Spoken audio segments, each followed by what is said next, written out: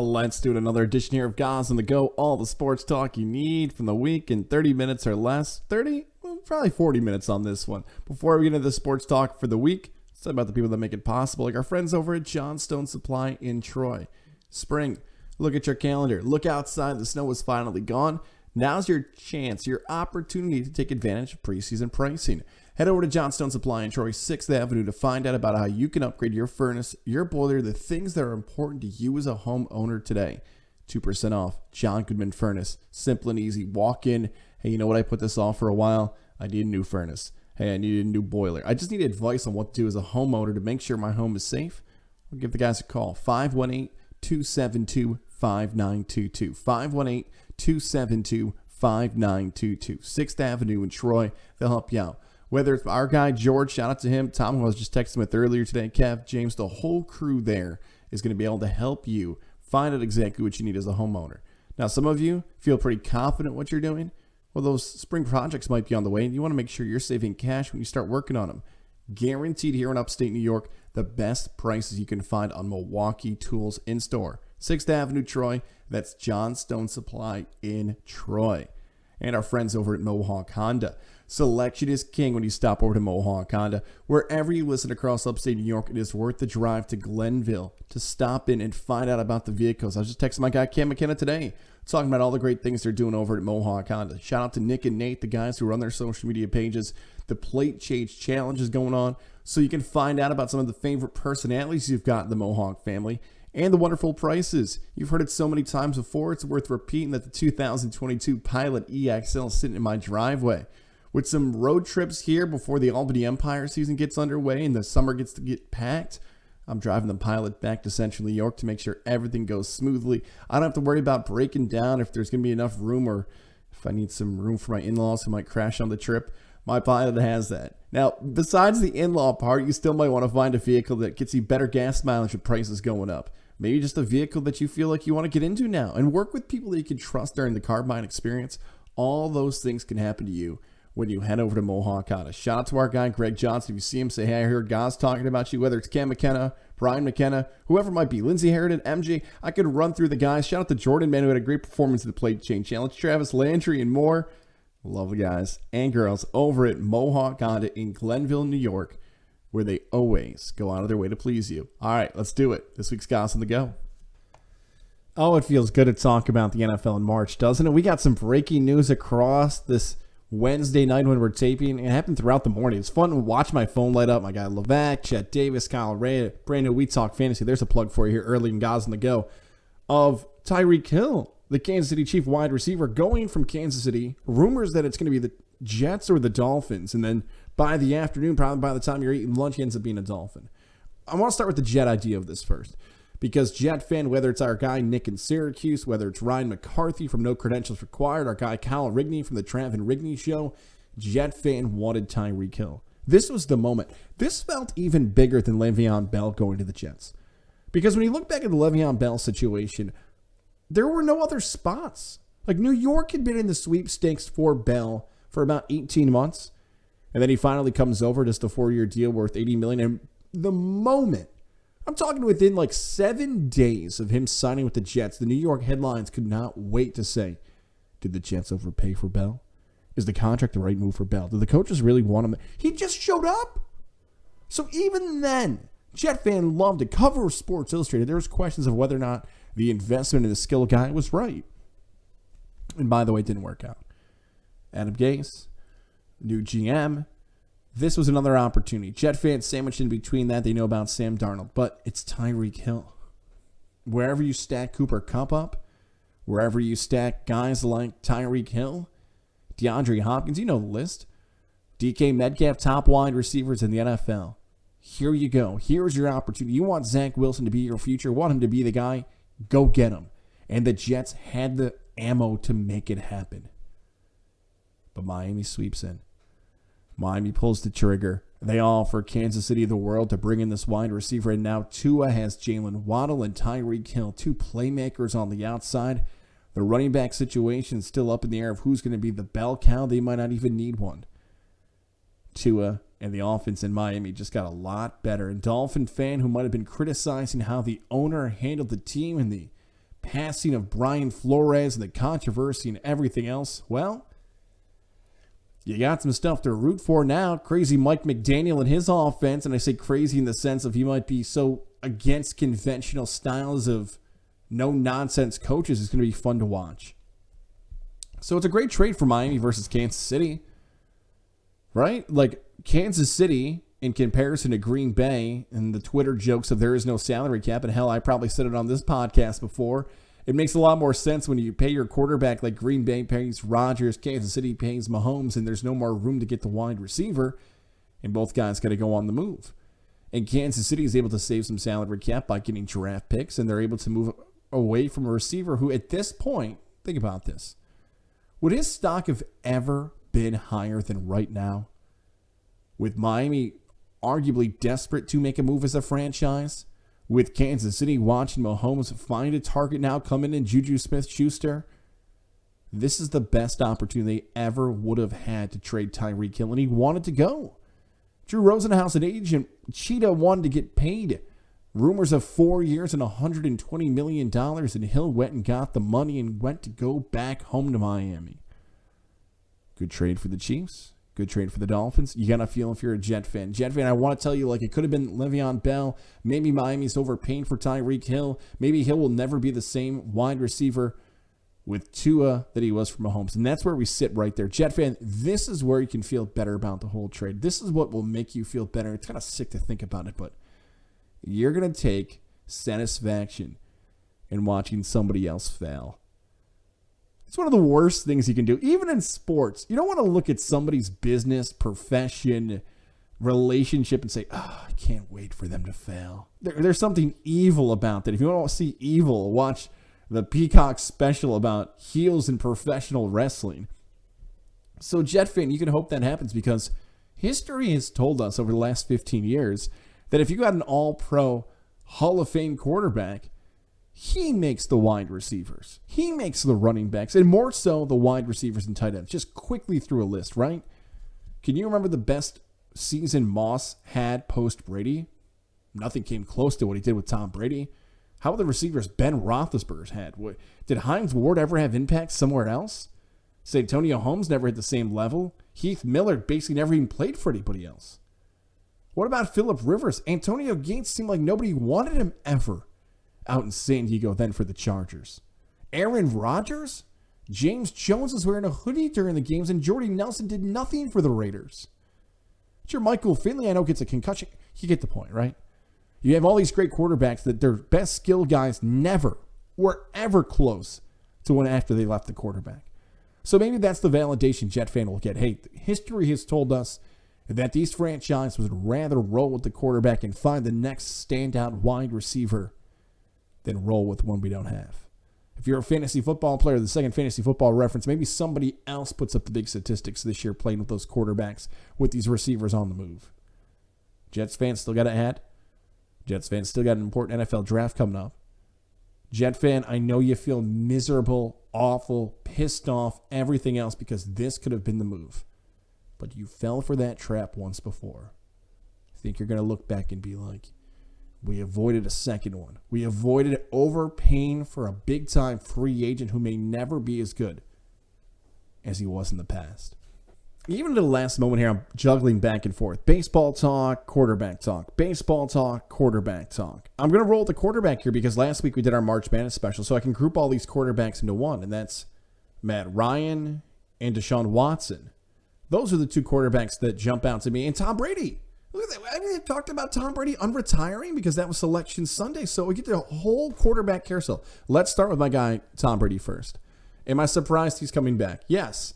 I was confused by the obsession of the reporters, wondering why they just won't let this story go. It seemed as if they were just going for the low-hanging fruit of, hey, if we talk about Tom Brady in articles, we can still get more clicks than anything else going on. So let's just keep running that back. Whether it's there and down at the Tampa Bay Times, Rick Stroud and those guys, they do a great job, but there was a lot of Brady talk. The USA Today was constantly running, is Brady retired? He came back. I'm thrilled as a Buccaneer fan. Love everything about it. Did he come back because he hated that his retirement farewell tour was ruined by good reporting? If that's the reason you come back, it's a very petty thing to come back for. But even saying that out loud, haven't we found the great athletes of all time find something petty to drive them? Social media had a lot of fun with Tom Brady saying there was unfinished business. Really? After 7 Super Bowls, multiple MVPs, one of the greatest athletes in the history of American sports, you have unfinished business? Is that good enough to motivate him? Was it just losing in the final whistle to the Rams? Does Brady want to go out on top? He led the NFL. He led the NFL in passing touchdowns and passing yards last season. And he's back. And if you, even though I'm a Buck fan, you can't count out the Bucks now. I love saying I'm rocking a Buck shirt right now as I'm recording this. You cannot count out my Tampa Bay Buccaneers as a Super Bowl contender this season because of 12 in the pocket. Now, will Gronk come back? That remains to be seen. I hope he does. Does he want to retire? Does he want to play in Buffalo to end it? Those are great storylines for us to follow for the rest of the spring. But Tom Brady coming back, we as football fans, whether you love it or you hate it, he's not going anywhere. And I hope he never retires. I hope he plays till he's 50. I hope they drag him off the field. This storyline will never go away, and we'll continue to talk about the GOAT. As for Matt Ryan, 14 years in the NFC South. Matt Ryan, now an Indianapolis Colt quarterback. The contract never made sense for Matt Ryan. We watch good organizations and bad organizations scramble to see what happens. And this is the biggest change in the NFL that's happened probably in the mid-2010s, especially. You can focus in on the Wentz-Goff draft, and this is the great example of it. So in that draft with Wentz and Goff, and this is April of 2016, yeah, both teams, the Eagles and the Rams, trade up to get those guys. And hindsight being what it is, no one was ever calling Jared Goff the future franchise quarterback unless you're a mock drafter who just says it every single season. Goff won 1 game in California his first year starting. California stunk. They got better under Goff, but they were not winning the Rose Bowl. Carson Wentz played in like less than 20 games in North Dakota State. He got hurt. And unfair as it is, that FCS stink to him. There are some people who say, well, if you didn't play against the big dogs, you can't play. You get the point of the criticisms around them. But nonetheless, traded up to get him. And then when both of those quarterbacks were successful, both Wentz in the MVP caliber season before he gets hurt and Goff leading the Rams to the Super Bowl, both franchises gave him huge contracts. Now, shout out to their agents, as I like to say, and I feel like that's the theme of today's podcast, get a good agent, that they got paid at the perfect time for them to get paid. And what's happened since then is that teams like the Falcons and any other team that has success with a quarterback rushes to pay that quarterback as fast as they can. Joe Flacco way back when, too. Atlanta's quarterback controversy has never happened because it's always been Matt Ryan. But when Atlanta sucked and Matt Ryan was terrible last season, he's not the quarterback that was the MVP caliber we saw a few seasons ago. It was time to make the move. Indianapolis gets better, though. Think about that. Who would you rather have? Carson Wentz or Matt Ryan? Wentz struggled, didn't live up to expectations. And we've seen the Colts succeed with veteran quarterbacks in the past, a la Phillip Rivers and Peyton Manning.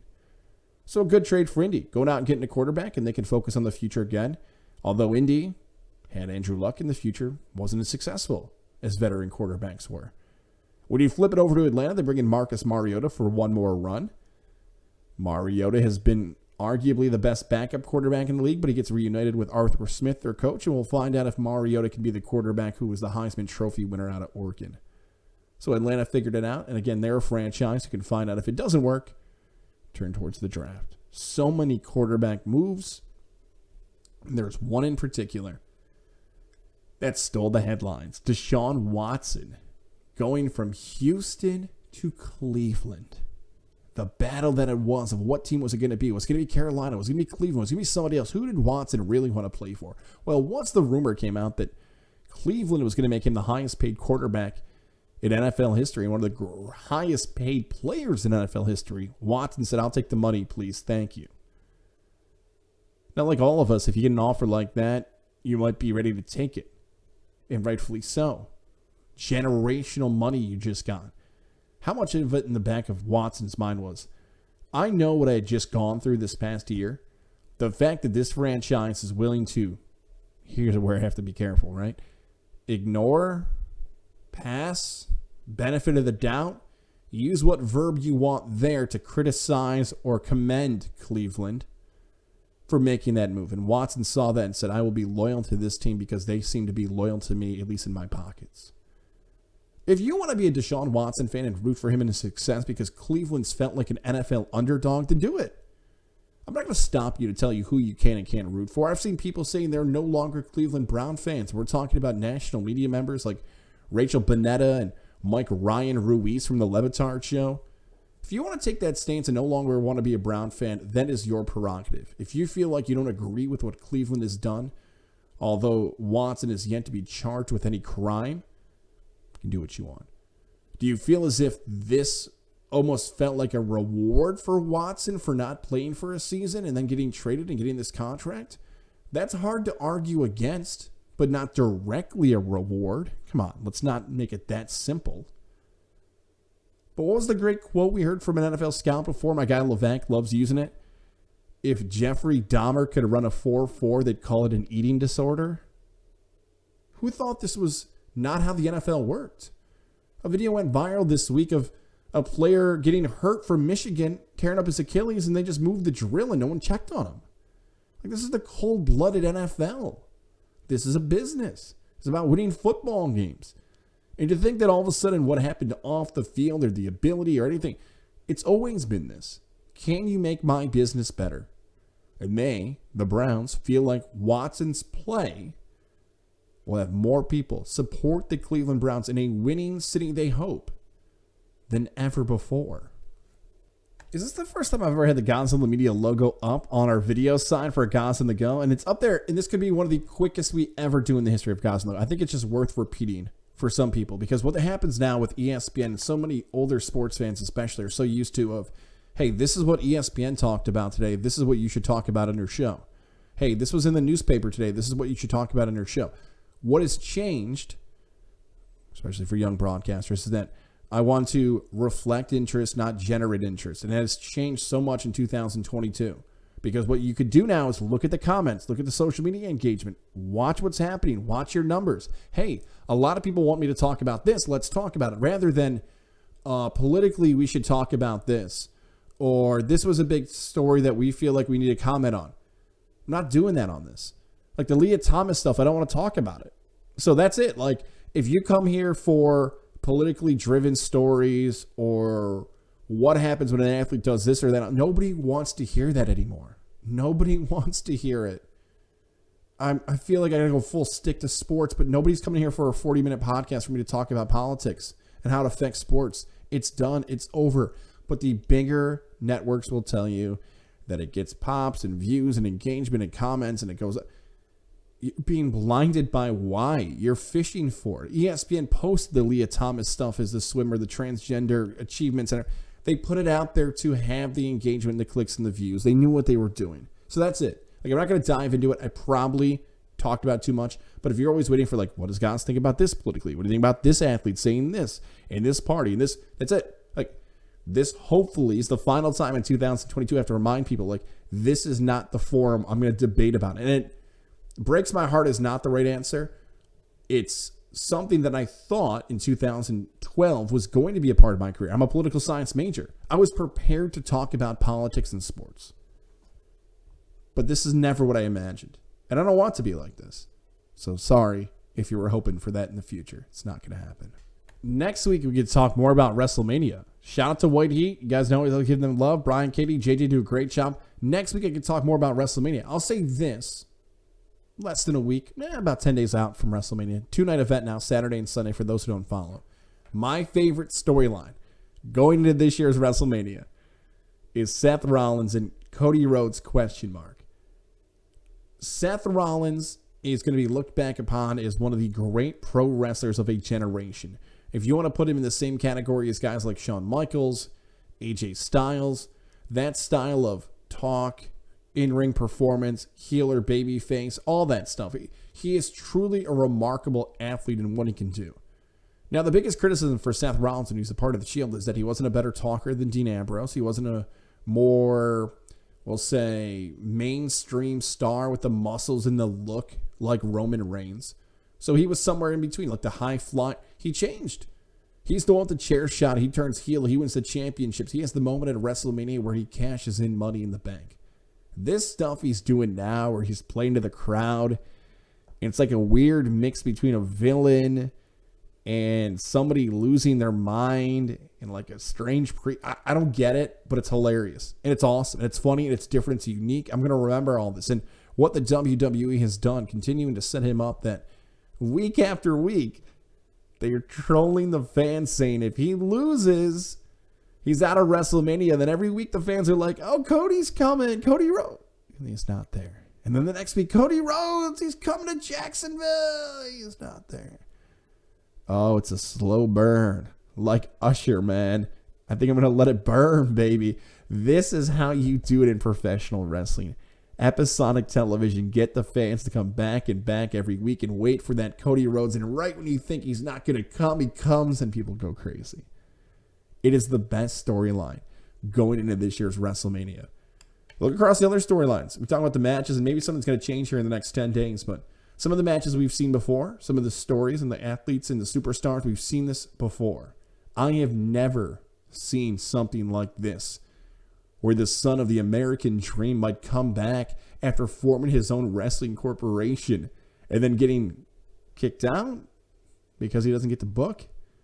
Leaving, making it better, making it worse, destroying it, ending it, destroying it, creating it, destroying it, however you want to phrase it. I cannot wait to see, finally, when Cody Rhodes debuts. Now, will it be WrestleMania? Will it be Monday Night Raw? Will it be something that breaks the internet? We're going to have to find out next weekend. March Madness, you do not disappoint. If you've got your bracket in front of you, maybe it's officially blown up. Maybe you had Kentucky in your championship and it's over. Maybe you had Baylor in your title game, Auburn, whoever it might have been. Maybe you're hanging on by a thread and you're hitting the what if on your bracket like me with Kansas. What if Kansas wins this game and this upset? I'm still somehow in the mix to win because of Rock Chalk Jayhawk. This is why. My hot take, if you want to do this. This is the old sports radio, right? Pick a side and unload on it. March Madness is the best sporting event in the United States of America. Super Bowl, the day, it feels a little disappointing to me because I love week 1 of the NFL. One more fantasy reference. Fantasy football teams rooting for the Buccaneers, knowing that on the way you've got 20 weeks of the NFL left, counting the Super Bowl. That is more exciting for me, week 1, than Super Bowl day. College football, I love college football. But what's happened now is week 0 and week 1, it's kind of meshed all over the place, so it's hard to isolate a day that I feel more excited about, Syracuse football fan, than I am. Okay, that's not it. It's round of 64, noon tip-off, day 1 of that is the best event in American sports because of these storylines. The underdogs, the favorites, the buzzer beaters, the schools, the alumni, the games, that's it. And when you get a tournament like this one living up to the hype, it's so good. It's 12 to 24 to 36 hours of coverage. Thank you to Hooters, by the way. One plug here. I was going to do this later on, but we're already talking about March Madness. We're going to be back there this Friday. Join us, Wolf Road, 5:30 to 7 before tip-off of this year's Cinderella, St. Peter's. We'll get to them in a second. St. Peter's, Purdue, 7 o'clock tip-off. And if you're outside of the area listening, check it out on Goz On The Media's YouTube page. At Tom Goz, that's me, TOMGOZZ on Twitter. Facebook, Techies, Fire, and Water Restoration. Let's sit on St. Peter's, right? They play on Friday. This is already one of the great Cinderella stories of all time.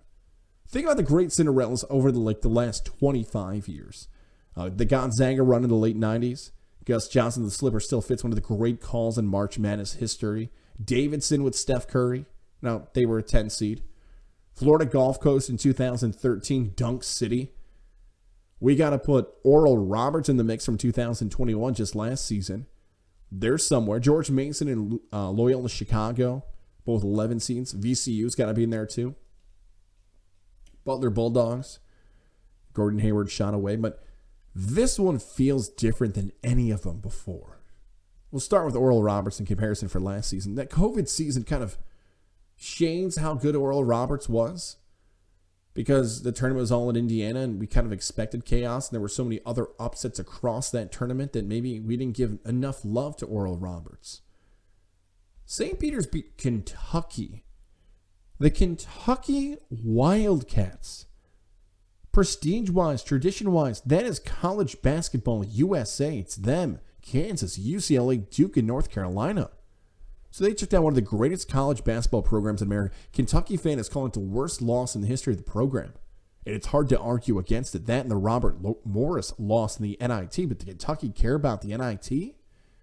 They cared about the NCAA tournament. Then they go off and beat Murray State.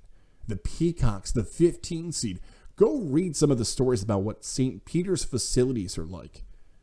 And the lack of money that goes into the program and what the offices and the desks look like.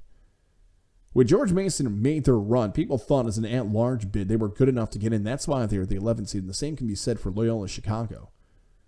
Davidson, although a double-digit seed, they had Steph Curry, whose dad played in the NBA. Those things happened. But St. Peter's had no business being in the NCAA tournament. They weren't the best team in the MAC. Iona got beat. Siena got beat.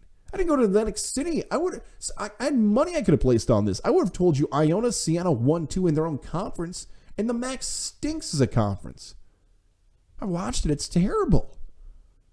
So St. Peter's, the only thing that makes them better, although they're the great Cinderella story of all time. Get out of here with this Villanova nonsense. No three-point line, sitting on the ball with no shot clock. People want to argue Villanova. No. Here's what St. Peter's does need. Credit to my guy Levack. He's right on this, and maybe you listening will feel the same way. Don't they need a moment? Don't they need a shot? Something to be remember them by? George Mason had the shocking win in the Elite Eight. By George, the call by Vern Lundquist as George Mason went off to the Final Four in 2006. Loyola Chicago had Sister Jean. I already told you Florida Gulf Coast had Dunk City. Maybe St. Peter's needs something like that. Ebert, the kid with the mustache, is now endorsed by, we won't say the competitor, right? The coach is likely going to coach Seton Hall. All that stuff's great. But stacking up what St. Peter's was able to do to get to the second weekend is truly the greatest Cinderella story in the history of the NCAA tournament. Let's combine our final segment on this. Let's combine Sweet 16 preview with weekend wagers, because last week, as you know, we did our March Madness preview. We brought in a bunch of people from Goz On The Go, offered up some tips and everything else. I like doing this to offer it up. So we're going to wager on the Sweet 16 games coming up. But before we give that to you, we want to tell you about our friends over at Northeastern Insurance, and one in particular, Jared Lozier. Our guy, he was there at Hooters. I told you, if you watched the show, we grabbed him and said, this is the guy. Even though he's got Duke in his championship game, this is the guy to help you save some cash. You want to have some money in your pocket at the end of the year, whether you're spending on your home, your car, your small business, your insurance policies that are so important to you. Let somebody shop the market for you. One email, one call, simple as that. Hey, I've heard enough of you on Goz's podcast and Levack and Goz. Man, I want to know how much money I can save. JAREDL@nemail.com. You're thinking about it like, what is my insurance policy number? Did I even check on this ever before? Podcast, quote, question mark. There's your email title. Jared Lozier, JAREDL@nemail.com. Or text him. Give him a call. Text him during the Duke game. 518-956-3753. 518-956-3753. Text him. Call him. Jared Lozier, who knows? You might see his face on Friday. If you're there in person, chat it up with him. Awesome guy. I love hanging out with him. You might have to buy me beers this week. Or I'm buying here. I will figure that out. Jared's the man. Shout out to him. And our friends over at Lily and David Fine Jewelers, located at the Shoppes of Wilton. Just talking to my sister who's engaged. She's going through the wedding planning phase right now. Maybe you listening are going through the same thing. Just looking for a little bit of a tip. Look at some advice. Wedding bands. Talk to the crew there. Talk to Alyssa, David. They helped me through that process of saving some cash when I was prepping for my wedding. And of course, that's where I bought my engagement ring. I had no idea what I was doing. Some of you guys are going through it right now where it's girlfriend. You're getting the pressure from the maybe soon-to-be in-laws to pop the question. You don't know what you're doing, though. You don't know how to buy the ring or what fits your budget or what she's going to like or anything. Go to the place that I went to that helped me through everything I needed to find the perfect ring for her that she's still getting compliments on years plus now of it. Shoppes of Wilton, all for Route 50. Whether you're living in Syracuse, whether you're in Utica, Herkimer, wherever it is, guys, trust me when I say this, it's worth the drive. Route 50, Shoppes of Wilton. You got to get this right. You don't want to fail on the engagement ring or the wedding band or the anniversary or the birthday. Look, I just stacked it up for you a little bit. Don't do it to yourself. Make the right choice. And once you go there the first time, you know you're going back and working with them again. They'll do that for you. Shoppes of Wilton, Route 50. It's Lily and David Fine Jewelers. One more time. Check them out on Facebook, too. Type it in, Lily and David Fine Jewelers. When you stop in the new spot, Shoppes of Wilton, tell me you heard about Goz's story right here from Getting There with Goz. Goz On The Go. Godzilla Media. I heard it from Goz to stop in to the Shoppes of Wilton. Okay, let's break down the Sweet 16. Let's start with the Thursday action. 4 games, 7 o'clock tip-off. It starts Arkansas and Gonzaga. Razorbacks and Bulldogs. Boy, Gonzaga hasn't looked good. I'm holding this irrational grudge against the Bulldogs because I picked them to get to the championship game in 2013. Second reference to that tournament in this podcast. Didn't happen. Picked them to finish an undefeated season last year, and it was a Jalen Suggs' shot at half court in a beatdown against Baylor. But they're a 9.5-point favorite in this game. In Arkansas, although they play good defense, they have nobody matchup-wise to touch Gonzaga in this game. This is a fine matchup for the Bulldogs. I would go Gonzaga. And think about this. CBS might know, potentially, that a blowout's on the way. Why would they put Gonzaga, a West Coast team, playing in the West Coast in San Francisco at the 7 o'clock game? Doesn't make much sense. They should have flipped it. And what I'm talking about is this. They should have flipped it with Duke, Texas Tech. I bring that up because that's in the same portion of your bracket that's scheduled to tip off, of course, after Gonzaga in Arkansas. A little stinky line here a little bit, is it? Like, depending on what bracket pool you're in, we've laid this out before. Duke, with 5 NBA potential players on their team, winning an ACC regular season championship, Coach Mike Krzyzewski's final season, and they're the higher-ranked team than the Red Raiders. Yet Duke, at this taping, is not favored in this game. Texas Tech, a 1-point favorite. Of all the 4 games scheduled for that night, this will be the best game. 9:45 tip-off. I like Texas Tech. I originally had them on the bracket because of 2 reasons. One, Duke has struggled shooting since the start of March. Yes, they've got big bodies. They can make it play. They can get physical, but that is exactly what Texas Tech wants to do. Texas Tech has wanted to get physical. Their first coach is not Chris Beard, and that's what's awesome about it. Texas Tech has found a way all season long to continue to keep up that tradition. And I say tradition as if like they've been a dominant team for 10 years. The tradition of that Texas Tech basketball in the Big 12 is far different than it used to be. Mark Adams, by the way, the name of that guy, if you're searching in your head trying to think of it. I like Texas Tech because of defense, because of physical play, fitting the right style, less whistles. Give me the Red Raiders to cover in that game. We reset and go to the bracket involving 2 teams you may not have had in your top right portion of your bracket. Villanova versus Michigan. How about the Wolverines? How quickly some people don't want to reference the Juwan Howard situation involving the officials and everything at the end of that game in Wisconsin. Guess who's at the second weekend and guess who's not? Yeah, it's Juwan Howard and the Wolverines taking on Jay Wright and the Wildcats. This is something Taylor Lattimore brought up on his part of the podcast. Shout out to Sports with the Z and a T. Check them out, Godzilla Media. Where does Villanova lose? This draw for the Wildcats since the release of the bracket, there was never a matchup that Villanova was going to be tested. And the same thing goes for this one too. Jay Wright, 2 national championships in the span of less than 10 years. Far better matchup for the Wildcats. They're a better shooting team. Colin Gillespie feels like he's been in college for like 6 seasons. I know Dickinson probably needs more touches, to be honest. The big guy down low for the Wolverines doesn't get enough. Tough team, more of an experienced coach. This is Villanova all day. And remember, just a few seasons ago where this match was the national championship game and Villanova smoked Michigan in one of the biggest spreads in the championship game. Give me the Wildcats to get to the day.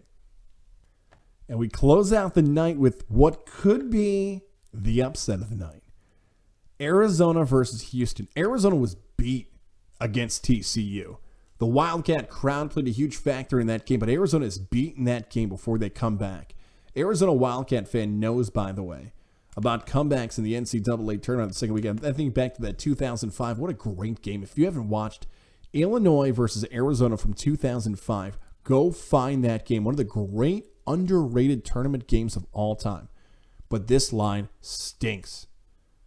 1.5 point favorite. Arizona's a 1.5 against Houston. Houston, who, when you talk about their basketball program over the last 5 to 10 years, And we just brought up Michigan, right? If Michigan doesn't hit that buzzer beater, how far does that Houston team go? Houston's a Final Four team last season. Calvin Sampson, if he's never in the allegations that involve Indiana and everything else, how much of the high standard do we hold him? So for some of the best college basketball coaches over the last 25 to 30 years. I'm taking Houston. I had Arizona in my Final Four. I had Arizona versus Villanova, but this line's scaring me. This is the second time I'm going to get bit by a line. South Dakota State killed me in my bracket, and Providence is going to get Kansas, and we'll talk about that in a second. I'm taking Houston. So there's your weekend wagers for me on Thursday night. Here's how I'd play it. I'd take Gonzaga with the points, Villanova with the points, Texas Tech money line, Houston money line is my play for the Thursday night games. That's my weekend wager play right there. One more time for you. Texas Tech money line, Houston money line, Villanova points, Gonzaga points. Friday, we're going to do more of a breakdown on this game. I offered up some of my early picks potentially of what could be happening on Friday on the most recent Levack and Goz show. I'll just give you quick storylines on this. St. Peter's, Purdue, 7 o'clock tip-off. How the hell are the Peacocks going to defend a 7'4" center for Purdue? Providence and Kansas, bad matchup for Kansas in the sense of its experience versus experience. Why I liked Kansas is they had 5 guys who were super seniors. That's 6th year COVID. Providence has the same thing. Providence has 4 guys who are starters who have that, and Providence always wins close games. Not a great matchup for Kansas. I just hope skill over skill help the Jayhawks out. Carolina and UCLA, the hottest team in the country. In North Carolina versus a UCLA team that's always felt like an NBA team this season. The winner of this game could potentially be a national champion. That's how much that game means in that 8-4 matchup in that part of the bracket, because they're going to get the winner of Purdue and St. Peter's. And Iowa State and Miami. How? How is Iowa State or how is Miami going to be an Elite Eight team and be 1 game away from the Final Four? How? God, Kansas better win. I need them in the Final Four. All right, that's this week's Goz On The Go. Join us Friday, 5:30 to 7 from Hooters on Wolf Road. If you got some questions about the game, hit us up on social media. Godzilla Media, you know the platforms. And me personally, at Tom Goz, TOMGOZZ on Twitter. Getting There with Goz, all one word on Instagram. Writing some questions for We Talk Fantasy. If you're listening in the morning, that's going to tape right around 10 o'clock. So if you got some fantasy questions, let us know. Chet Davis, Colin Ray, myself. And then Friday, Hooters. Great stuff lined up for the rest of the week. Let's continue to enjoy the madness.